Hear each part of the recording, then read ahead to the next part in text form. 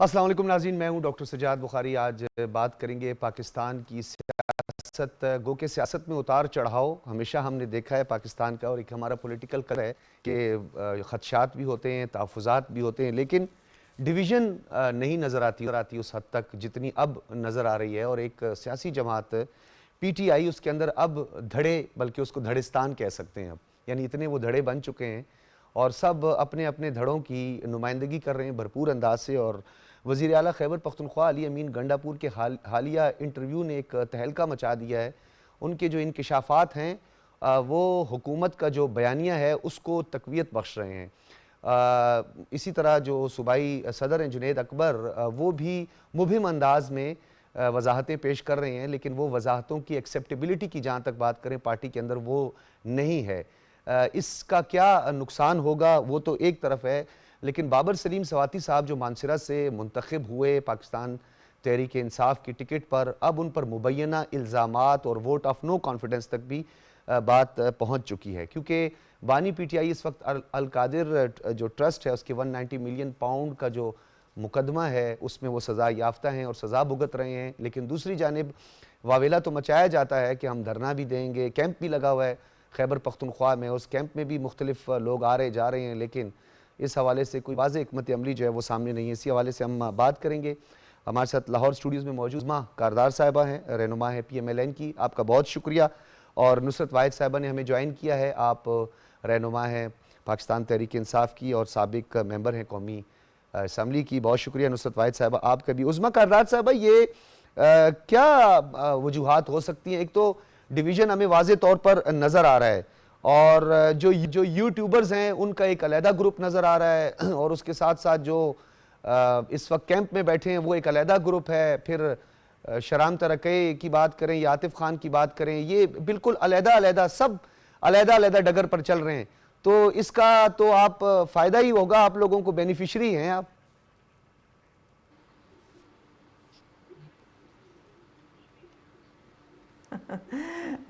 बिस्मिल्लाहिर्रहमानिर्रहीम। बहुत शुक्रिया सजाद, आपने मुझे इनवाइट किया।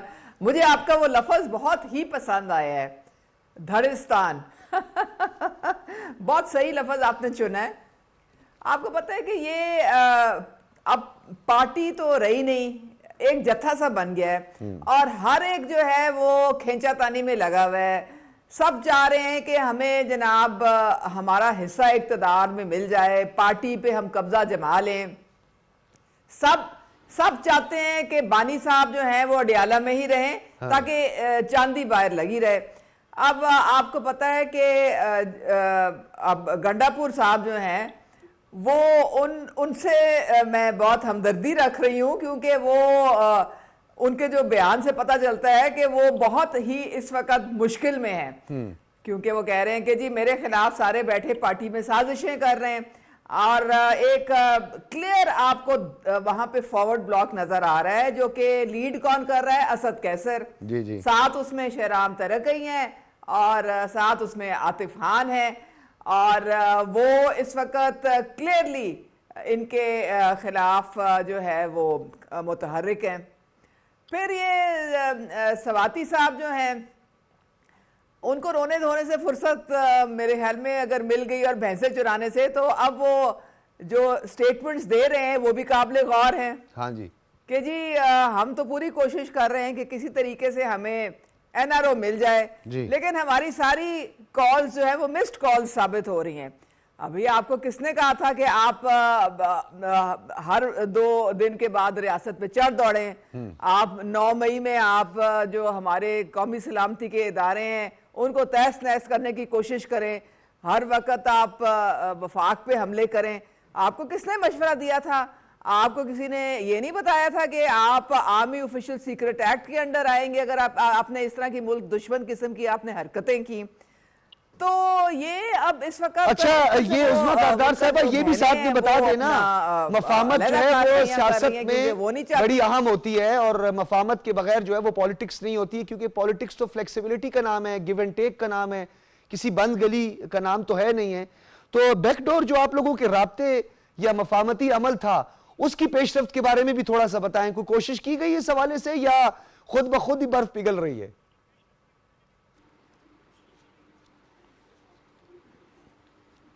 देखें, मुस्लिम लीग नून जो है वो एक जमहूरी सोच रखने वाली पार्टी है। आपने देखा कि हमने हर तरह से इनको एंगेज करने की कोशिश की। वो जो मुज़ाकराती टीम थी जिसमें अयाज सादिक थे, उसमें डिप्टी प्राइम मिनिस्टर थे, उसमें राना सनाउल्लाह थे, हमारी टॉप लीडरशिप थी उसमें। फिर उसमें जो हमारे अलायंस पार्टनर्स थे, पीपल्स पार्टी और बाकी जो हमारे MQM, वो सारे शामिल थे। हमने पूरी कोशिश की कि इनको टेबल पे लाएं, इनकी बात हमने सुनी, सारा कुछ किया। ये भाग गए, ये बिल्कुल भाग गए। ये जब इनको पता चला कि जी ये अब इस वक्त हमारी जो सुनवाई जो है, जो हम चाहते हैं, और चाहते क्या थे, वो कहते थे कि एक एग्जीक्यूटिव ऑर्डर से आप बानी को जेल से बाहर रिहा कर दें। तो राना सनाउल्लाह ने बिल्कुल सही कहा था। उन्होंने कहा था जी आप हमसे वो मांगे जो हम आपको दे सकते हैं, वो ना मांगे जो सिर्फ आपको अदालतें दे सकती हैं। तो ये इन सारों का हाल है। लेकिन अभी भी इनके पास सुनहरी मौका है, ये माफी मांग लें, बानी साहब कौम से माफी मांग लें। और अच्छा, ये उस्मा साहिबा, आप नुसरत वाहिद साहिबा से ही पूछ लेते हैं। मैंने पाकिस्तान के खिलाफ लोगों को उकसाया। जी जी, पूछ लेते हैं। नुसरत वाहिद साहिबा, ये बताइएगा कि एक तो पीटीआई का जो अपना डिवीजन है वो तो होता हुआ नजर आ रहा है। 9 मई की माफी मांग लें। जी जी जी, दोबारा हम कभी जी मैं आपकी तरफ आता हूँ उस्मा कारदार साहिबा, मैं आता हूँ आपकी तरफ आता हूँ। नुसरत वाहिद साहिबा, ये बताएं कि एक तो डिवीजन पार्टी के अंदर डिवीजन होता हुआ नजर आया, फिर एक हजारा डिवीजन है, उसके अंदर भी डिवीजन नजर आ रहा है। आजम सवाती साहब कोई और डगर पर हैं, और फिर इसी तरह बाबर सलीम सवाती साहब जो बड़े आप लोगों के बड़े एग्रेसिव स्टांस लिया था, जिन्होंने, उन पर करप्शन के इल्जामात हैं। एक तो ये फैक्टर आ गया। सूबाई सदर के और अली अमीन गंडापुर के जो इख्तलाफात हैं वो सामने खुलकर आ गए। फिर ये फायरिंग जो हुकूमत का मौकिफ था कि फायरिंग जो है वो नहीं की गई, इस तरह का कोई वाकया नहीं हो, वो भी उन्होंने कह दिया कि ये हवाई फायरिंग थी। और दूसरे जानिब करप्शन के भी इल्जामात हैं। इतना कॉम्प्लिकेटेड क्यों हो गया ये आपकी पॉलिटिक्स को? ये पोलियो तो नहीं हो गया कहीं? पोलियो पॉलिटिक्स तो नहीं हो गई कहीं? बहुत शुक्रिया डॉक्टर साहब अपने प्रोग्राम में मुझे इनवाइट करने का। देखिए, जो सबसे इम्पोर्टेंट चीज़ है वो ये है कि पार्टी किन हालात के बावजूद सरवाइव कर रही है।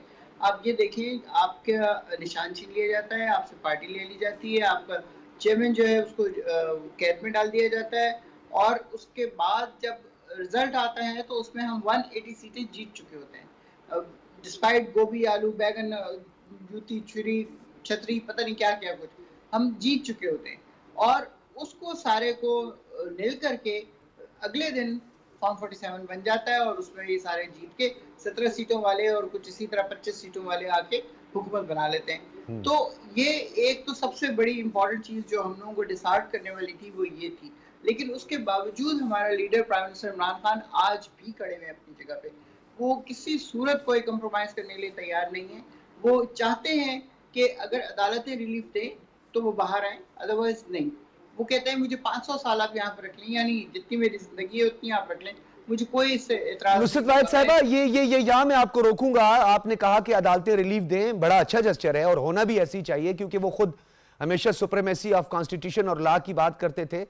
तो फिर छोड़ देना, जो सजाएं हुई हैं उन सजाओं पर भी तो तनकीद ना करें ना, वो सजाएं भी तो नहीं अदालतों ने दी हैं। फिर ये आप 45-47 की जो बात करती हैं, तो वही अदालतें मौजूद है ना, आप जाएं इसको प्रूव कर दें वहां पे। देखिए, 26वीं आईनी तरमीम के बाद आपको पता है अदालतों की क्या कंडीशन है। उसके बावजूद he still believe in law.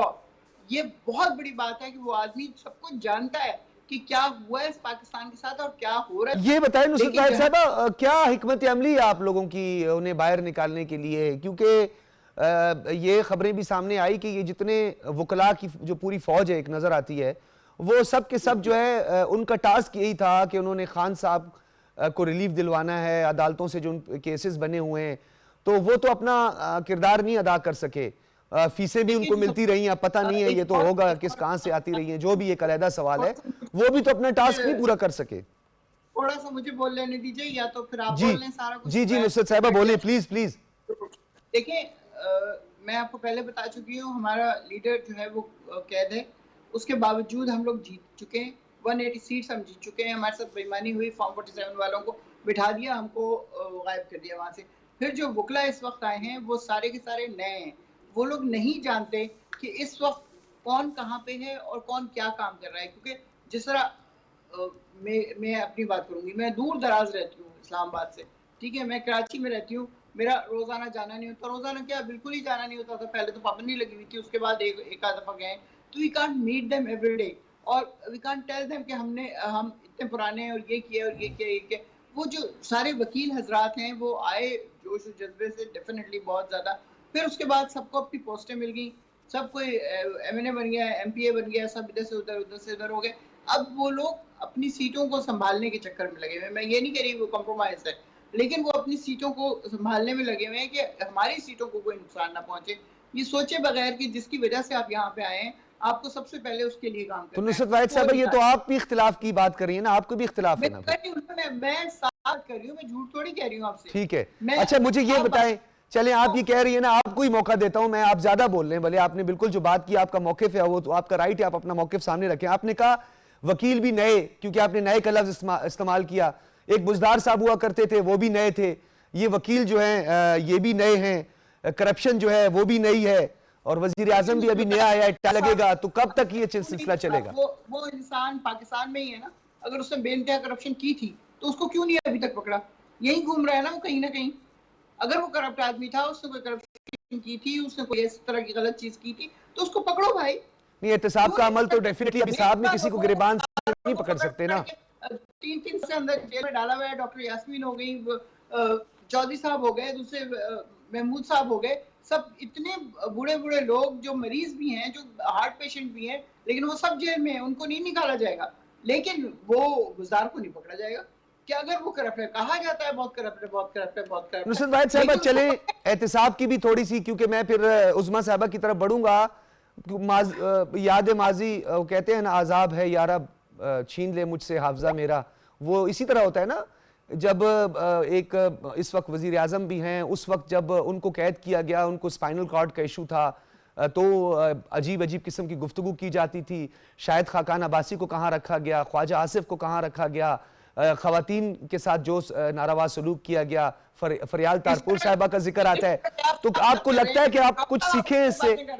आप गलत बातें कर रहे हैं। उन लोगों को अगर पकड़ के जेल में रखा गया था तो वो जेल नहीं होती थी, वो इतने बड़े बड़े उनके स्वीट्स होते थे। ये इस तरह की जेलों में किसी को नहीं रखा गया। खवातीन के साथ क्या नारवा सलूक हुआ? चांद रात की रात थी इसलिए उनको पकड़ के डाल दिया तो वो नारवा सलूक हो गया। इस तरह औरतों को घसीटा गया जिस तरह हमारी औरतों को घसीटा गया सड़कों पे, और उनको उठा के जेलों में डाला गया जिनका कोई ताल्लुक भी नहीं PTI से। जस्ट वो गाड़ी ड्राइव रही है तो इसलिए उसको उठा के अंदर 9 महीने 10 महीने के लिए डाल दिया जाए। ये डॉक्टर यास्मीन बार बार कह रही है अंदर किसी ने नहीं जाना, किसी ने नहीं जाना, किसी ने नहीं जाना, उसके बावजूद लोग पहले से उसमें हैं और उसके बाद चले ये तो एक पहलू है ना जिस पे आप बात कर रही हैं, एक पहलू माफी की जहां तक बात करेंगे 9 मई हमने नहीं किया। नुसरत वाहिद साहिबा, मुझे क्योंकि आपको मैंने आपको टाइम भी ज्यादा दिया है, मैंने आपको टाइम भी ज्यादा दिया है, तो ये एक सवाल तो यहाँ पे बनता है, नहीं एक सवाल तो यहाँ पे बनता है। हमारे सब कुछ ले लिया, फिर उसके बाद हम माफी भी मांगे इनसे। अच्छा नुसरत वाहिद साहिबा, एक इसका छोटा सा मतलब मैं चाहता हूँ शॉर्ट आंसर आप कर दें कि ये आपने कहा ना कि ये फॉल्स फ्लैग था, ये हमने नहीं किया, तो वो कौन कहा करता था कि हमारी रेड लाइन है, अगर हमारी रेड लाइन के करीब भी बढ़े फिर हम कोई रेड लाइन नहीं देखेंगे, फिर हमसे गिला ना कीजिए। इससे फर्क नहीं पड़ता। देखिए आप बहुत ज्यादा समझदार इंसान हैं, आपको पता होना चाहिए कि कैंट एरिया में कोई इंसान इस तरह नहीं जा सकता। उनके कोई 1.5 मील पहले से उनके बैरियर लगे होते हैं, उनके पुलिस वाले होते हैं, उनके फौजी होते हैं। मैं खुद कैंट एरिया की पैदाइश हूँ, मुझे पता है, मैं अपने घर में उस तरह नहीं जा सकती अपने वाले साहब के। ठीक है, चलें फिर ये उस्मा साहिबा से पूछ लेते हैं, उस्मा कारदार साहिबा से। उस्मा कारदार साहिबा, नुसरत वाहिद साहिबा ये कह रही हैं कि 9 मई फॉल्स फ्लैग था, उन्होंने कहा हमने कुछ नहीं किया, हम क्यों माफी मांगे जी, और हमारी पार्टी में भी कोई डिवीजन नहीं है, और कब खवातीन को हमने इस तरह किया है जिस तरह आप लोगों ने उनको कैद किया हुआ है? कैद नहीं किया है, सड़कों पे घसीटा है जी, आज भी कर रहे हैं, सड़कों पे घसीटा है जी।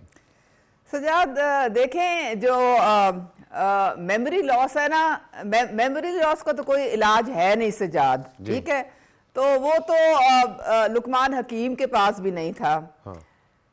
ये जो फॉल्स फ्लैग की जो कहानी कर रहे हैं, तो ये आपको पता है कि ये यू टर्न्स में तो मास्टर है। 9 मई को वो कहते हैं कि जी रोका क्यों नहीं, और 24 और 26 नवंबर को ये कहते हैं कि उन्होंने जो था रोका क्यों उनको। तो इनका तो कोई सर पैर है नहीं। कभी कुछ बोलते हैं, कभी कुछ बोलते हैं। अब ये इनको नहीं पता कि पूरी एविडेंस मौजूद है। साहब आप अपनी बारी में जरूर बोलिएगा, आप अपनी बारी में मौक़िफ़ रखिएगा सामने। सिस्टमैटिकली जी वो बेचारी फ्रस्ट्रेटेड बैठी हुई हैं क्योंकि कोई उनको आने नहीं देता, यहाँ पे पिंडी में उनको कोई लिफ्ट नहीं कराता, तो वो बेचारी कराची में बैठी हुई हैं, तो अब क्या उनको भी कहना। देखिए ये जो बात कह रही है ना, इन्होंने वकीलों की बात आपको मैं बताती चलूं, ये सारे वकील जो है ये मुफ्त में थे। अपना मौक़िफ़ रखिए, मैं बानी साहब ने तो आज तक अपना घर भी खुद नहीं चलाया, सारा उनका वो देखे ना, वो थोड़ा सा सब्र और तहम्मुल और बर्दाश्त अगर दिखा दे तो अच्छी बात है। एक नेशनल टीवी पे बैठी हुई हैं तो लोग उनको सुन रहे हैं, क्या सोचेंगे वो। तो बात सर ये है कि ये जितने भी वकील हैं इन्होंने पैसा नहीं लिया, इन्होंने टिकटें ली हैं, इन्होंने टिकटें ली हैं और बानी ने इनको ये लालच दिया था कि आप मेरे सारे मुकदमों से मुझे निकाल दें, मैं आपको टिकटें दूंगा। आप सोचें कि इस वक्त सबसे इंपॉर्टेंट पोजीशन पार्टी की सलमान अकरम राजा के पास है, उसका कोई वजूद ही नहीं था पार्टी में, वो तो जुम्मा 8 दिन भी नहीं हुए उसको आए हुए।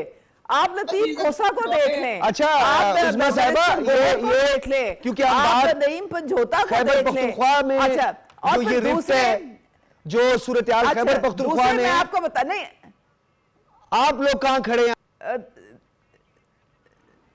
देखें हम इस वक्त सेंटर में और प्रोविंस में हम फोकस्ड हैं कि पाकिस्तान को हमने दोबारा किस तरह से तरक्की की राह पे डालना है, किस तरह से हमने इकोनॉमी को बहाल करना है। हमें कोई इनसे सरोकार नहीं, इसलिए क्योंकि लोगों ने इनको रिजेक्ट कर दिया है। इनके लिए निकलता कौन है? आप देखिए 14 साल की सजा हुई बानी साहब को, कोई निकला? हमने तो नहीं देखा कोई निकलता हुआ। लोगों को समझ आ गई है कि इन्होंने सिवाय उनको खराब करने के, इस्तेमाल करने के, उनके लोगों बच्चों के मुस्तकबिल तबाह करने के, और दिया क्या है उन्होंने कौम को? कुछ नहीं दिया, तो लोगों ने इनको रिजेक्ट कर दिया। हमें क्या लेना देना है इससे? ये सियासी पार्टी नहीं है, अब ये जत्था बन के रह गया है। आप जो मुझे केपी की बात उस्मा कारदार साहिबा आप लोगों के हवाले से बिलखुसूस खैबर पख्तूनख्वा की खींचातानी लगी हुई है। उस्मा कारदार साहिबा, ये जो खैबर पख्तूनख्वा की हुकूमत है या इनकी जो सोशल मीडिया ब्रिगेड है, व्हाट्स सो कॉल्ड, आप जो भी कहें, उन्होंने भरपूर सेंटीमेंट का इस्तेमाल किया है। आप लोगों ने काउंटर नैरेटिव उस हवाले से नहीं तैयार किया, इन्होंने अपना जो नैरेटिव बिल्ड किया है सोशल मीडिया पे, वो उससे ये अब नहीं कहा जा सकता चॉइस का या बराबरी का, इक्वालिटी का। उसको किस तरह आप लोग काउंटर करेंगे?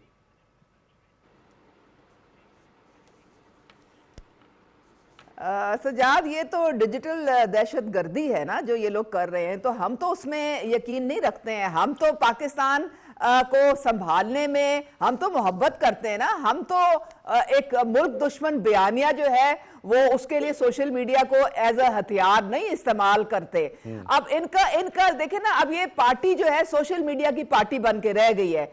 इनका उबाल आता है सोशल मीडिया पे, फिर वो झाग की तरह बैठ जाता है। अगर आप मुझसे पूछे ना कि कौन चला रहा है पार्टी, तो बानी साहब चला रहे हैं जिब्रान इलियास के थ्रू।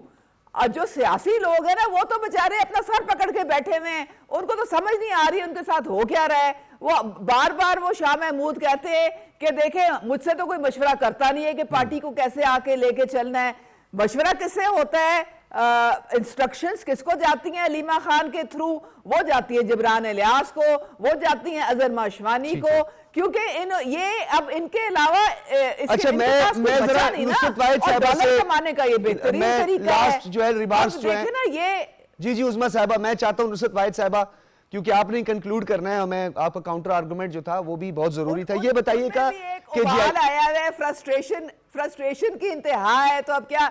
लेकिन एक आखिरी बात है, इनको प्लीज याद कराते चले कि मरियम नवाज साहिबा को, नवाज शरीफ साहब को, फरहाल तारबुल को डेड सेल्स में इन्होंने रखा हुआ था। ठीक है, ये पूरी अपोजिशन को कैद में डाला हुआ था। ठीक है, और ये बाजवा साहब की बात करते हैं तो 3.5 साल तो नुसरत वाहिद साहिबा, मैं बस उस्मा साहिबा, अब आप नुसरत साहिबा को बोलने दें। आप इनको बाजवा साहब में हर तरह के कीड़े नजर आ रहे हैं।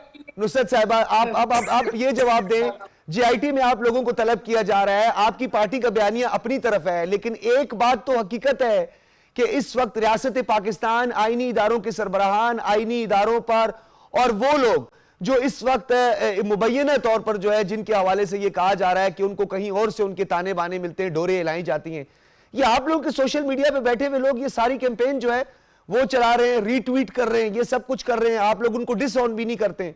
तो ये तो बात फिर बड़ी खुल के सामने आ चुकी है अब। नहीं, मुझे बताइए, जो सोशल मीडिया है ये क्या पेड है आपके ख्याल में?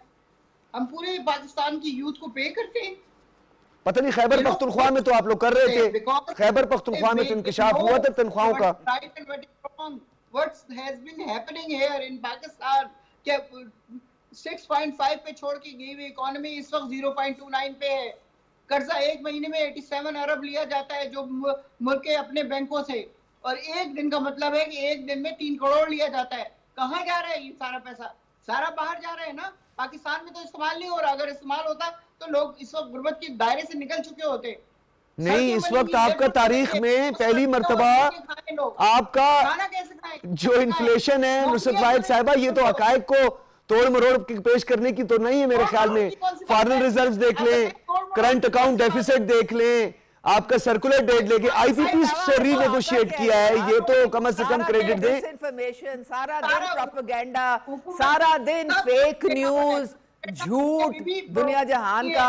इसके अलावा और आता क्या है मुझे ये बता देना इनको। हर कांग्रेसमैन के ये पांव पड़े होते हैं, हर सेनेटर के ये पांव पड़े होते हैं, पाकिस्तान के खिलाफ रेजोल्यूशंस ला रहे होते हैं, पाकिस्तान के खिलाफ जो विल्सन जैसे जो कांग्रेसमैन हैं उनके थ्रू बिल लाते हैं अपने इस्टेब्लिशमेंट के खिलाफ, आपका बहुत बहुत इदारों के खिलाफ। उस्मा कारदार साहिबा, आपका भी बहुत बहुत शुक्रिया, आप दोनों का बहुत बहुत शुक्रिया। नाज़रीन, गो के इस पे हम बात कर सकते हैं, लेकिन सियासत अफाम तफहीम का नाम है, सियासत फ्लेक्सी का नाम है। बंद दरवाजे बंद गली की तरफ जाना सियासत नहीं कहलाता, बल्कि ये एक ख्वाहिश कहला सकते हैं, और एक एग्रेसिव स्टांस जो है जो कि पॉलिटिक्स में नहीं होता, और जो पार्लिमानी सियासत है उसके अंदर इसकी कोई गुंजाइश भी नहीं है। और पार्लिमानी सियासत में कुछ लो कुछ दो, और हालात के मुताबिक, और फिर जहाँ नेशन की बात आती है, नेशन पर बुरा वक्त आता है, ख़तरात के बादल मंडलाते हैं, तो सबको एक पेज पे होना चाहिए, लेकिन बदकिस्मती से ऐसा नहीं हुआ। नाज़रीन, इसके बाद हम ब्रेक लेंगे, और ब्रेक के बाद हम आगे बढ़ेंगे और हिंदुस्तान की जानिब से जहाँ सिटीज़न अमेंडमेंट एक्ट, काले कवानीन, आर्टिकल 35A, और इसी तरीके से लेफ्टिनेंट गवर्नर्स की वहाँ पे मकबूजा वादी को 2 हिस्सों में तकसीम करके वहाँ पे उनकी तैनाती, और फिर गज़ा का मॉडल अडॉप्ट करके वहाँ पे बस्तियाँ बनाना, यही एक कोशिश जो है वो हिंदुस्तान की जानिब से लोकसभा में मतनाज़ा वक्फ तरमीमी जो बिल 2025 मंजूर हुआ है। शदीद सराप एहतजाज अपोजिशन भी, जो वहाँ के मुसलमान रहनुमा भी हैं, और जो दीगर अक़लियतें हैं, उनके लिए भी बहुत सारे सवालात हैं, बहुत इशूज़ हैं, प्रोटेस्ट इस हवाले से हो रहे हैं। इस पर बात करेंगे एक ब्रेक के बाद।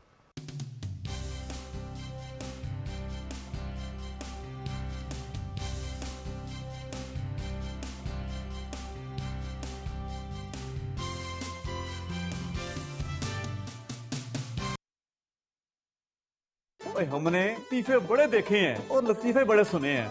लतीफा भी लतीफा भी मेरा एक लतीफे गुजर को 50 मुल्कों की पुलिस तलाश कर रही है, और लतीफा गुजर किसी के हाथ नहीं आएगा, तब तेरे काबू के आऊंगा बच्चू। चिली सास, चिली सास, चिली सास, चिली सास, चिली सास।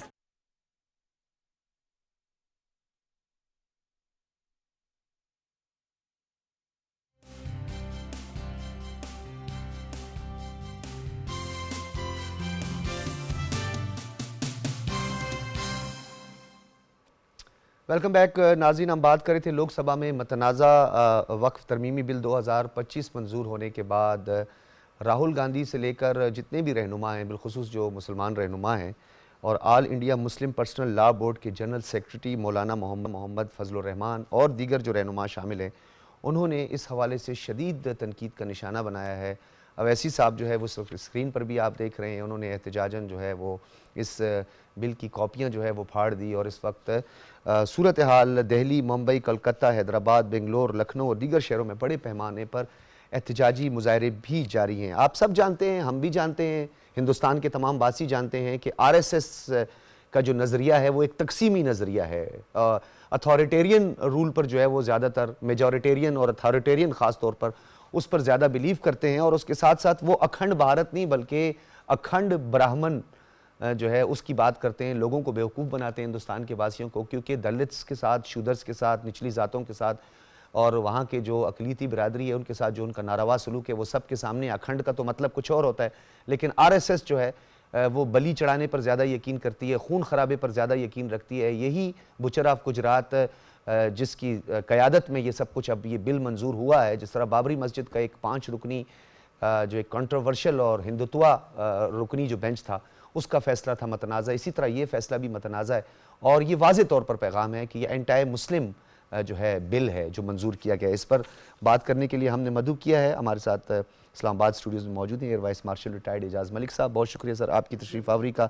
JR बलोच साहब हमारे साथ फॉर्मर एम्बेसडर हैं, आपका भी बहुत शुक्रिया। अब्दुल्ला हमीद गुल साहब हमारे साथ मौजूद हैं, सीनियर तज्ज़ियाकार हैं। अब्दुल्ला हमीद गुल साहब आपका भी बहुत शुक्रिया। मैं JR साहब आपसे गुफ्तगू का आगाज़ करना चाहूँगा। ये बताइएगा सर, सिफारतकारी की जहाँ तक हम बात करें, क्योंकि आप डिप्लोमेट हैं, आपका एक सिफारती तजर्बा भी है, क्या सिफारतकारी की जो उसके पैरामीटर्स हैं या उसका एक क्राइटेरिया है, क्या हिंदुस्तान का ये अमल जिस तरह आर्टिकल 370, 35A, दीगर काले कवानीन, सिटीजन अमेंडमेंट एक्ट, सिफारती तौर पर इसका कुछ इसको नुकसान होता है? और अगर नुकसान होता है तो क्या इस बात का इदराक है हिंदुस्तान में मोदी सरकार को? जी, आपने सवाल बहुत ही अहम मुद्दा उठाया है, लेकिन मेरा ख्याल है इस इशू के बहुत सारे, क्योंकि डिप्लोमेसी एक बहुत वसी टर्म की बात कर रहे हैं। जब हम बात करते हैं कि डिप्लोमेटिक इम्प्लीकेशंस क्या होंगे, तो उसमें बेसिकली देखना ये है कि उस स्टेट का अपनी माइनॉरिटीज़ के साथ क्या कंडक्ट है, उसके अपने कॉन्स्टिट्यूशन के साथ वो क्या कर रहे हैं, और जो उनके डिक्लेयर्ड पॉलिसीज हैं उनका क्या कॉन्ट्रडिक्शन है with what they are doing in the parliament, और फिर बजाते खुद पार्लियामेंट्री प्रोसेस किस तरह हुआ। तो जब डिप्लोमेटिक रिएक्शन बनते हैं तो इन तमाम मराहिल को देखा जाता है कि ये जो अमल है, एक्शन है किसी हुकूमत का, क्या कोई पॉपुलर विल का नतीजा है, क्या ये एक माइनॉरिटी के ऊपर मेजॉरिटी का विल इम्पोज करने का है, क्या ये उसकी अपने जो असल रूह है इंडिया की सेकुलर, उसके मुनाफी है या उसके मुताबिक है। तो इन तमाम सवालात का जवाब नफी में जाता है। अब अगर ये तमाम सवालात के जवाबात नफी में जाते हैं तो अब इससे कोई इनकार नहीं कर सकता कि इसके मुज़म्मिरात डिप्लोमेटिक लेवल के ऊपर मनफी ही होंगे। अब ये है कि जो इंडिया के सेकुलर निकाब था वो तो ऑलरेडी तार तार हो चुका। अब बचा कुचा जो भी कुछ उसका एक डेमोक्रेटिक, एक सेक्युलर, एक इक्विटेबल डिस्पेंसेशन और गवर्नेंस का जो ढोंग था, उसका भी एक लिहाज से वो लिबादा तार तार हो चुका। उसका ये आप कह रहे हैं कि इंटरनेशनली जो उसका एक चेहरा बनाया हुआ था, एक आर्टिफिशियल सा, सेकुलर तो खैर वो पहले भी नहीं था। सेकुलर बिल्कुल आप JR साहब सही कह रहे हैं, सेकुलर नहीं था। अब्दुल्ला हमीद गुल साहब, सेकुलर तो भारत पहले भी नहीं था। कांग्रेस के दौर में भी हमें मजालिम की इंतहा हमने देखी है, वहाँ पे इज्तमाही कब्रें देखी हैं और वहाँ पे अक़लियतों के साथ जो नारवा सलूक रवा रखा गया, अरसे दराज से हम देख रहे हैं दलित्स के साथ, और जिस तरीके से लोगों की वहाँ बलि चढ़ाई गई। अब तो बात बड़ी खुलकर सामने आ गई है, अब तो ये मुस्लिम दुश्मनी पर उतर आए है मोदी सरकार, और अब तो तमाम हदें उन्होंने पार कर दी हैं, और ये मतनाज़ा बिल जो है ये तो इसकी सबसे बड़ी निशानी है।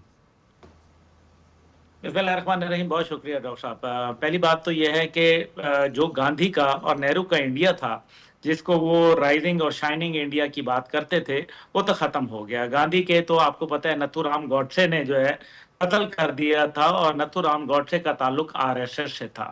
और आज इंडिया के अंदर जो है नथुराम गॉडसे के मुजस्मे लग रहे हैं और गांधी के जो है वो उतर रहे हैं। तो एक बात तो हमें ये समझना जरूरी है, और अगर ये सोच कार फरमा रही भारत के अंदर, तो वो दिन दूर नहीं है जब भारत जो है वो टुकड़ों के अंदर तकसीम होगा। इसमें तो कोई दूसरी राय नहीं है। आपको मेरी आवाज आ रही है डॉक्टर साहब? जी जी बिल्कुल अब्दुल्ला गुल साहब आ रही है। अच्छा, दूसरी बात इसके अंदर है, वो आपने बात की सिर्फ मुसलमानों, नहीं, मामला मुसलमानों का नहीं है। सिटीजनशिप अमेंडमेंट एक्ट देख लें, उसके बाद आप देखें कि क्रिश्चियन बरादरी को किस तरीके से वहां रद्दोकोब किया गया, 200 से ज्यादा फैमिलीज को, उनकी सलीबों को आग के अलाव में फेंक दिया गया और कहा कि या सलीब को आग में फेंक दो या अपने आप को जो है वो फेंक दो आग में। ये उनका एक जलाने का, रावण का तरीका है और दुशहरा या दीगर जगहों के ऊपर उनका बारहा ये हमने देखा। समझौता एक्सप्रेस को जलाया गया, उन्होंने हर जगह बाबरी मस्जिद को जिस तरीके से किया गया, यानी कि जो सुप्रीम कोर्ट उनका था, जिसके मुतल्लिक कहा जाता था कि ये सुप्रीम कोर्ट बड़ा जनाब उनका इंसाफ देता है, उसकी धज्जियां उड़ गई इंसाफ की। और हमने फिर कश्मीर के अंदर देखा कि किस तरीके से उन्होंने जब आर्टिकल 370 और 35A को खात्मा किया तो उसके बाद जो उनका कानून जो था वो कहां खड़ा हुआ। सर ये 35A के साथ बड़ी मुशाबत रखता है। ये जो तरमीमी बिल है वहां पर भी कब्जे की कोशिश है, इसमें भी कब्जे की कोशिश है। और ये भी आप बताइएगा, आपने कहा नथुराम के मुजस्मे लगाए जा रहे हैं। सर शेख मुजीब के भी मुजस्मे लगा लें, क्या फर्क पड़ता है? वहां पे अमित शाह का भी मुजस्मा लगा लें, मुजस्मों से तो कोई फर्क नहीं पड़ता। आपको पता है वो वैसे भी आजकल तकलीफ बहुत ज्यादा है ना शेख मुजीब वाली। बाद में तो पाकिस्तान जिंदाबाद के नारे गूंजते हैं ना, दो कौमी नजरिया जिंदा हो जाता है। असल बात यह है कि मुसलमानों को, जो वहां कुछ मुसलमान थे जिनका यह ख्याल था कि नहीं हम अखंड भारत के अंदर रह सकते हैं और भारत जो है वो हमारे लिए बड़ा अच्छा एक सिलसिला होगा, उन लोगों को आज पता चल गया कि दो कौमी नजरिया जो था वो पहले से ज्यादा मजबूत हुआ। बिल्कुल। और अब ये बात तय हो गई कि भारत के अंदर अकलियतें और हिंदू बरादरी इकट्ठी नहीं रह सकती। अब हिंदू बरादरी कौन है? क्या ब्राह्मण हिंदू हैं सिर्फ? क्योंकि बाकी तो जो आपने अभी दलित की जिक्र किया, डॉक्टर अम्बेडकर जो उनके बहुत बड़े रहनुमा थे, आपको याद है गांधी ने किस तरीके से उनको हरिजन का खिताब दिया। आज हरिजन जो है वो कहलाना अपने आप को गाली समय है और उनका इस्तेहसाल किया जा रहा है। यानी कि आज के डॉक्टर साहब जरा मुआशरे को देखें, जब दुनिया ग्लोबल विलेज बन गई है, आज एक आदमी अगर आपको छू लेता है तो आपका धर्म भ्रष्ट हो जाता है। मतलब अंदाजा करें कि आप अनटचेबल्स लोग हैं, यानी कि वो जानवर से भी बदतर हैं। उनके ये अपने हिंदू, उनके अपने हिंदू हैं। फिर क्षत्रिय और वेश को देख लें। सर क्यों फिर अब्दुल्ला गुल साहब ये हिंदुस्तान के बासी जो है इस बात को नहीं समझ पा रहे हैं कि ये हिंदुत्व राज नहीं है, बल्कि ये ब्राह्मण 3 से 4% है। वो मैंने कल भी शो में जिक्र किया था कि अगर ब्राह्मण्स नहीं शेव की धरती में रहना है, जैसे आरएसएस की आइडियोलॉजी है कि बाकी सारे नापाक हैं और सिर्फ जो है ब्राह्मण पाक हैं, फिर तो ये राधा सिर्फ मुंबई की और न्यू दिल्ली की सड़कों पे नाचेगी, बाकी तो फिर न 7 सिस्टर स्टेट्स बचेंगी, कुछ भी हाथ नहीं लगेगा फिर तो। देखिए हाथ तो उनके कुछ नहीं लगेगा। पहली बात यह है कि भारत अब एक्सपोर्ट ऑफ टेररिज्म पे आया हुआ है। पाकिस्तान के अंदर टारगेट किलिंग, कनाडा के अंदर टारगेट किलिंग, अमेरिका के अंदर कोशिशें, 8 आदमियों को फांसी की सजा मिल जाती है, कतर के अंदर एस्पिनाज के शक्ल के अंदर, और दुनिया के कोई मुल्क भारत के शर से महफूज नहीं है। आप नेपाल की रॉयल फैमिली का कत्ल के पीछे हाथ देखें तो आपको रॉ का मिलता है। आप भूटान के अंदर शरारत देखें तो आपको रॉ मिलती है। आप अगर रोहिंग्या के अंदर चले जाएं तो आपको वहां रॉ मिलती है। आप जो है श्रीलंका के अंदर बेड़ा गर्क देखें, जाफना को देखें तो आपको पता चलता है रॉ है। ये कर क्या रहे हैं? आप भी जो किसानों की मूवमेंट थी, जो इतनी उनकी जबरदस्त मूवमेंट थी, 861 लोगों को जो है वो कत्ल कर दिया गया। खुदा का खौफ करें, आपने अपने लोगों को मार दिया। ये कौन सा भारत है? आप सिखों का देख लें। अच्छा अब्दुल्ला गुल साहब, ये जो आपने कहा ना, ये कौन सा भारत है? लाल किले के ऊपर उनका जो है वो परचम लहरा रहा है सिखों का। जी सर, वो कुछ दिन कबल ही अब्दुल्ला गुल साहब, वो कुछ दिन कबल ही वहां पे मोदी ने भड़के मारी थी ना बलूचिस्तान के लोगों के लिए, और फिर कुछ दिनों बाद ही, उन भड़कों के बाद ही, उसी जगह पर, उसी मकाम पर आपने देखा कि खालिस्तान का झंडा लहरा दिया गया था। तो खुद अपने आप को तो देखते नहीं है। बहरहाल एवीएम साहब आपकी तरफ आऊंगा। जिस तरह अब्दुल्ला गुल साहब ने एक बात की, एक चीज तो तय है, कंफर्म है, आरएसएस की अपनी एक आइडियोलॉजी है। वो कहता है जी ये शेव की धरती है जी, शेव की धरती में किसी की कोई गुंजाइश नहीं है। तो हमारे हवाले से जो उन्होंने किया वो तो हमारे लिए कोई नई बात नहीं है, ना ही मुसलमानों के लिए होनी चाहिए थी। हिंदुस्तान के वासी कब खड़े होंगे अपने हुकूक के लिए, बिलखुसूस मुसलमान? जिस तरह अब्दुल्ला गुल साहब ने कहा कि कायदे आज़म मोहम्मद अली जिन्ना का 2 कौमी नजरिया, वो तो बार बार उसको तकवीयत मिल रही है और वो सच साबित हो रहा है। अब ऐसी साहब को भी आ गई होगी समझ अब सारी। जी बिल्कुल। देखिए ये तो हर आने वाला दिन जो है वो भारत का जो सेकुलर फेस था, जिसको वो भारत हमेशा से ऐसे करता रहा। अगर आप उनकी हिस्ट्री देखें तो पहले उन्होंने सेकुलरिज्म का एक ढोंग रचाया और उसके बाद आप देखिए, लेकिन अंदरूनी हालात उनके जो थे वो गांधी की जो है असैसिनेशन से ही हमें पता चलता है कि कहाँ किस तरफ उनकी बुनियादी तौर पे उनकी जो थॉट प्रोसेस है वो क्या था। फिर आप देखिए कि वो अपने आप को नॉन अलाइंड मूवमेंट का चैंपियन कहते थे, लेकिन वो जो है सोवियत यूनियन की गोद में बैठे हुए थे और अपने आप को इक्विप कर रहे थे अपने हेजमोनिक डिज़ाइंस के लिए इस रीजन में। और अब जबकि आरएसएस की जो परवरदा क़यादत है, जब वो हेल्म ऑफ अफेयर्स में हैं, तो वो बिला तखसीस वो किसी को भी, यानी अक़लियतें तो किसी तरह उनके रेडार पे हैं, आती नहीं है ना। वो तो इवन जो लोअर कास्ट हिंदूज़ हैं वो उनका भी जीना वहाँ पे उन्होंने मुश्किल किया हुआ है। लेकिन इसका होगा क्या? होगा ये कि ये सिर्फ एक मेरे ख्याल में टेम्परेरी फेज़ है। ये टेम्परेरी फेज़ कुछ सालों पे मुहित हो सकता है, एक दहाई लग सकती है, लेकिन अल्टीमेटली होगा ये कि ना सिर्फ कि ये लोग उठेंगे, क्योंकि ऑपरेशन जो है ना वो इन्फिनाइट नहीं हो सकती। सब क्यों इस दफ़ा ऐसा हुआ? एक्सपेक्ट ये किया जा रहा था, या जो मुख्तलिफ जो मुबस्सरीन हैं वो भी यही समझ रहे थे कि मोदी को अब मेजॉरिटी नहीं मिली, जो उसकी हालत हुई, कोलिशन गवर्नमेंट बनी, मांगे तांगे की हुकूमत बनी, तो उसकी ना इतनी इस टाइम वर्थ होगी, ना इतनी उसकी स्ट्रेंथ होगी, ना इतनी पावर होगी कि वो ये सब कुछ करेगा। तो इसके पीछे और कौन से अवामिल कार फरमा हैं? देखिए इस वक्त जो उनकी नैरेटिव बिल्डिंग है वो मेरे ख्याल में बड़ी इफ़ेक्टिव है, और इंटरनेशनल जो प्लेयर्स हैं, मोदी अपने जो है कुछ इक़दामात से और कुछ वर्बल एश्योरेंसेस से और कुछ फ्यूचरिस्टिक कमिटमेंट से वो उनको ये बावर कराने में कामयाब हो गया है कि वो इस खित्ते में उनके जो अज़ाइम हैं वो उसका जो है ज़ामिन है। ख़ास तौर पे चाइना के हवाले से इस खित्ते में जो है ना एक रीजनल पुलिसमैन का किरदार करने के लिए वो बिल्कुल तैयार। वो तो ख़त्म हो गया, वो थानेदारी तो ख़त्म होगी। वो लद्दाख में देख लिया, वो जो घूसे और मुक्के खाए हैं, एक बुलेट भी नहीं चली है और वहाँ से भागे हैं वो सूरत हाल आपने देखी है। ये बंगाल में अभी जाने की कोशिश की, उनके सेना कहते हैं अपनी फौज को, वहां जाने की कोशिश की, तो उधर तो उन्होंने किसानों ने उनको वहां से भगा दिया। नहीं देखिए जी, क्या हालत रही है एक सर? तरफ तो ये आरएसएस की क्या हालत बन जाती है सर? ये आरएसएस है और दूसरी तरफ ये चाणक्य की फिलॉसफी पे ये जो है ना अमल करते हैं। तो जहां पे उनको मार पड़ रही होती है वो उसको बड़ी खामोशी से वो उसको जो है ना वो उस पर तबसरा नहीं करता, उस पर बिल्कुल तबसरा नहीं करते। लेकिन जहां पे उनको जो है ना ऑप्टिक्स मिलती हैं उसको वो एक स्नोबॉल इफेक्ट देते हैं और उसको इतना एग्जेजरेट करके बयान करते हैं कि लोग उनके नैरेटिव को जो है एटलीस्ट वो मैं तो ये कहूँगा कि वो मान लेते हैं, झूठ को मान लेते हैं, या आप समझते हैं कबूतर की तरह आंखें बंद कर लेते हैं? नहीं देखिए वो है ना जो उनका फलसफा कि इतना झूठ बोलो कि आपको सच भी यकीन हो जाए और दूसरों को भी वो सच ठीक है। हाँ, ये बात भी बड़ी आम है। अच्छा यार बलोच साहब, ये बताइएगा कि सिफारती तौर पे जहाँ हम बात करते हैं तो ये तमाम जो रीजन के जो दीगर ममालिक हैं, श्रीलंका का अब्दुल्ला गुल साहब ने कहा कि वहाँ जफना में उस वक्त महिंदा राजापक्से जो है उन्होंने एक फुल फ्लैज ऑपरेशन लॉन्च किया और आपने देखा कि वो टामिल्स के साथ क्या कुछ हुआ, जो टामिल टाइगर्स थे। फिर भूटान है, नेपाल, और केपी ओली शर्मा जो है वो इस वक्त शदीद इस हवाले से जो अपने तहफ़्फ़ुज़ात का, काला पानी और बहुत सारे मामलात हैं। ये इतना कॉम्प्लिकेटेड घिरा हुआ है भारत, और ये फिर अखंड भारत बना रहा है। ये अखंड के चक्कर में आपको नहीं लगता कि ये आइसोलेशन की तरफ बढ़ रहा है? एक तो इनका इंटरनेशनल टेररिज्म एक्सपोज हुआ है।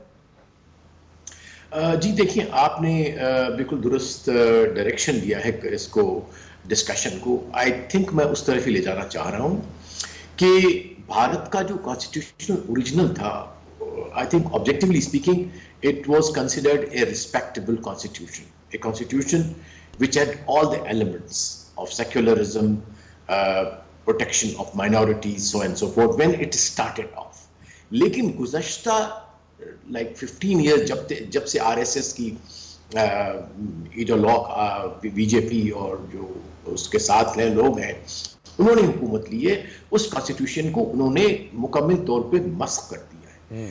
अब इसलिए हमें ये चीज़ बतानी चाहिए कि, और क्योंकि अब हुआ ये है कि चाहे वो 350A हो, कश्मीर का स्पेशल स्टेटस जो है उन्होंने यूनिलैटरली ख़त्म किया है, वहाँ भी वायलेशन है। लेकिन अभी जो अमेंडमेंट हुआ है वो बहुत 3 और 4 जो इंपॉर्टेंट फैक्टर्स हैं उनको हाईलाइट करना बड़ा जरूरी है कि वो अपने ही कॉन्स्टिट्यूशन की आर्टिकल 25 और 26 को जो है वो वायलेट करता है, जो कि एक यूनिवर्सली एक्सेप्टेड नॉर्म्स है जो तमाम जितनी सिविलाइज्ड कौमें हैं उनके कॉन्स्टिट्यूशंस के अंदर होता है। 25 का जो है इंडिया का, उसमें फ्रीडम ऑफ रिलीजन है, 26 में टू मैनेज द अफेयर्स, वो वायलेट किया गया है। फिर इसके पीछे बहुत बड़ी स्ट्रैटेजी इनकी वो सर, है। ये तो यूएन का एचआरसी जो है उसके 30 आर्टिकल्स में भी इसका जिक्र है, ये मजहबी आजादी और ये इसका जिक्र, और पूरे के पूरे 30 आर्टिकल इन्हीं पे मबनी, 8, 7 और 6 के अगर हम जायजा लें। एग्जैक्टली तो ये है कि ये ना सिर्फ के अपने ही मस्ख कर रहे हैं कॉन्स्टिट्यूशन को और अपने दस्तूर को वो मनसूख कर रहे हैं, लेकिन वो they are in violation of the basic tenets of the UN Charter। अच्छा जैसा, मुझे लास्ट ये बताइएगा कि इसके डिप्लोमेटिक कॉन्सिक्वेंसेस क्या होंगे, क्या भुगत सकता है? गो के मफादात की दुनिया है, उसमें कोई दो राय नहीं है। देखिए, भुगतने का जहां तक ताल्लुक है उसमें टेंजिबली मुझे नहीं पता कि कोई हुकूमत इस पे कुछ करेगी। हमारे मुसलमान ममालिक या लेकिन पाकिस्तान को कम से कम ये जो इम्पोर्टेंट वायलेशंस हैं इंटरनेशनल नॉर्म्स की, कॉन्स्टिट्यूशन की, उनको बताना चाहिए। और इसके पीछे जो डिजाइन है उसको मैं 2 मिनट सिर्फ एक लूंगा आपके, कि इसके पीछे ये है कि it is a tool towards disempowerment of Muslims. उनकी जो, क्योंकि ये मुस्लिम वक्फ जो है वो according to some figure is about $14 billion के बराबर है, और उससे वो चूंकि ऑलरेडी मुसलमान जो है वो मार्जिनलाइज्ड है, तो जहां कहीं भी पॉसिबल होता था ये जो वक्फ की जो उनके पास प्रॉपर्टी थी या पैसे थे, मदारिस थे, ये सब, जी बिल्कुल, it was a social safety net for Muslims, क्योंकि हुकूमत उनको सोशल सेफ्टी नेट नहीं दे रही। लिहाजा वो बेसिक टारगेट वो ये था कि अभी और मजीद सप्रेस किया जाए मुसलमानों को मजीद और जो है वो डिसएम्पावर किया जाए और उनको मार्जिनलाइज, मुसलमानों को डिसएम्पावर और तकसीमी जो पॉलिटिक्स है वो करना। बिल्कुल जियार साहब, आपने ठीक कहा। अब्दुल्ला गुल साहब, ये बताइएगा, एक मुहिम का आगाज हुआ है न्यू दिल्ली के टाकटोर स्टेडियम में, अजीम अवामी इज्तिमा होगा। ये all India Muslim personal law board के जनरल सेक्रेटरी मौलाना मोहम्मद फजलुर रहमान मुजद्दिदी कह रहे हैं। क्या आपको लगता है इससे कुछ हालात तब्दील होंगे? क्योंकि ये डिसीजन जब ले लिया जाता है तो फिर थोड़ा उसको रिवर्स करना हिंदुस्तान के अंदर ऐसे हालात में, क्योंकि आरएसएस का एक खौफ भी है। देखिए, आरएसएस तो जो है सैफरॉन टेररिस्ट हैं। इसके अंदर ये मैं नहीं कह रहा, सीआईए जो सेंट्रल इंटेलिजेंस एजेंसी है यूएस की, वो कहती है इनको जाफरानी दहशतगर्द, क्योंकि जाफरानी रंग के कपड़े पहनते हैं तो वो दहशतगर्द कहती है। दूसरी बात यह है कि थैंक यू मोदी कि वो इस किस्म की हरकतें कर रहा है, कभी बाबरी मस्जिद तो कभी जो है वो आपको सोमनाथ के अंदर आपको उसकी कार्रवाई नजर आती है। अब इससे बड़ा वादे नजर आ रहा है कि भारत जो है वो टुकड़े हो रहा है। उसकी फॉल्ट लाइंस हैं 33, वो इंडिपेंडेंट मूवमेंट्स हैं, आजादी की तहरीकें हैं जो ऑलरेडी उनकी रजिस्टर्ड हैं। 100 वो हैं कि 100 के करीब जो कि अभी अनरजिस्टर्ड हैं। आप अगर उनके फॉल्ट लाइंस को देखें तो आपको जो रेड कॉरिडोर है जिसको 7 स्टेट्स के ऊपर मुहित है, वो आप देखें कि वो उनसे नक्सलाइट्स जो हैं जिनको वो बागी कहते हैं, मिसाइल दाग रहे हैं सर, मिसाइल दाग रहे हैं। अब्दुल्ला गुल साहब अपने लोगों पर मिसाइल दाग रहे हैं। हजूर, आप वो क्यों भूल जाते हैं डॉक्टर साहब कि वो बिपिन रावत कहां मारा गया था, किसने उसके हेलीकॉप्टर पे कहां गिराया था उसको, वो कौन सा इलाका था? तो बात तो बड़ी वाज़ेह है। तो फिर इसका मतलब है कि अगर उनका चीफ ऑफ आर्मी स्टाफ जो है, जो बल्कि कमांडर डिफेंस सर्विसेज जो था सीडीएस का, उसको उन्होंने कहां मारा। अब मसला यहाँ एक और पैदा हो रहा है, भारत के अंदर करप्शन है। चाहे वो राफेल का आप जेट स्कैंडल देख लें, आप उसके अंदर 1700 करोड़ का जो है 1700 अरब का वो आपको स्कैंडल मिलेगा। उससे पहले राजीव गांधी के जमाने में बोफरगन स्कैंडल देख लें, बिल्कुल आपको वहां पता चलेगा। आप उनकी वो नेवल सबमरीन का हाल देख लें, उनका नेवी चीफ जो है सर ये बल्कि वो आप जो कह रहे हैं अब्दुल्ला गुल साहब, अगले किसी शो में मैं इस पे और भी मजीद आपसे जानना चाहूंगा एवीएम साहब ने, क्योंकि अब कंक्लूड करना है, क्योंकि ये जो आप कह रहे हैं मसाइलिस्तान और फिर ये ब्राह्मणस्तान। आखिरी बात, जी प्लीज सर, वेरी शॉर्ट। आखिरी बात डॉक्टर साहब आपकी इजाजत से, देखें भारत टुकड़ों की तरफ बढ़ रहा है, और ये जो पॉलिसियां हैं जो आपने खास तौर पे कहा कि जी मौलाना क्या कर रहे हैं, मौलाना जो है वो एक नए मिंटो पार्क के ऊपर जो है वो आ रहे हैं, सिर्फ ये मिंटो पार्क लाहौर में नहीं, ये भारत के अंदर है। अच्छा, और ठीक इंशाल्लाह है। ताला भारत तो है ही हमारा। नहीं, ये एक और भी उन्होंने ये कहा है, बल्कि एवीएम साहब ये बताएं, इस मुहिम का आगाज उन्होंने कहा न्यू दिल्ली से होगा, साथ में उन्होंने ये कहा कि फिर अलामती जो है वो गिरफ्तारियां भी देंगे और ये सिलसिला ईद उल अजहा तक जो है वो चलता रहेगा। कुछ इम्पैक्ट आपको नजर आ रहा है? किसानों के लिए तो गड़े खोद दिए, खंदकें खोद दी, कत्लो गारत कर लिया, ट्रैक्टर चढ़ा दिए उनके ऊपर। देखिए वो किसानों का जो मामला था वो बेसिकली उसकी कुछ थोड़ी सी जो है ना कॉनोटेशन डिफरेंट थी। एग्रीकल्चर रिफॉर्म्स वगैरह, एग्रीकल्चर रिफॉर्म्स, और उससे वो एक किस तरीके से उनको मुहताज करना चाह रहे थे, क्योंकि और जो है अल्टीमेटली वो पंजाबियों को वहाँ पे डिफैंग करना चाह रहे थे। That was the main motivation. लेकिन इस केस में ये चाहते हैं कि मुसलमान जो हैं वो अगर उनके लिए किसी किस्म का कोई सपोर्ट एलिमेंट या सपोर्ट सिस्टम अवेलेबल है तो उससे उनको डिप्राइव किया जा सके, ताकि बाद में अगर वो अपना मज़हब चेंज नहीं भी करते, जो कि वो तो कहते हैं ना कि हिंदुस्तान में रहना है तो हिंदू बन के रहें, तो वो इस कदर मार्जिनलाइज हो जाएं कि वो अपना तशख़्ख़ुस जो है ना वो उसको ही कॉम्प्रोमाइज़ करना शुरू कर दें।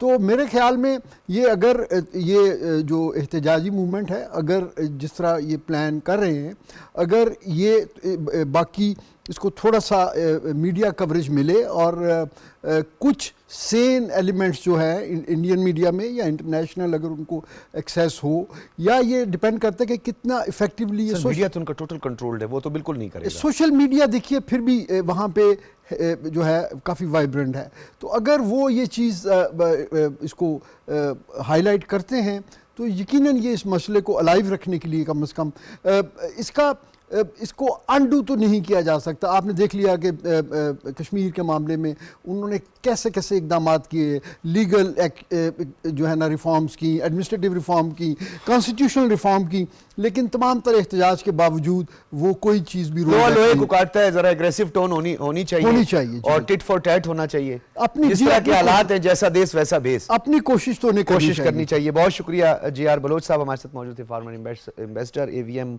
रिटायर्ड एजाज मलिक साहब हमारे साथ मौजूद थे, अब्दुल्ला हमीद गुल साहब, आप तीनों हजरात का बहुत शुक्रिया। नाज़रीन दीजिए, अल्लाह हाफिज़।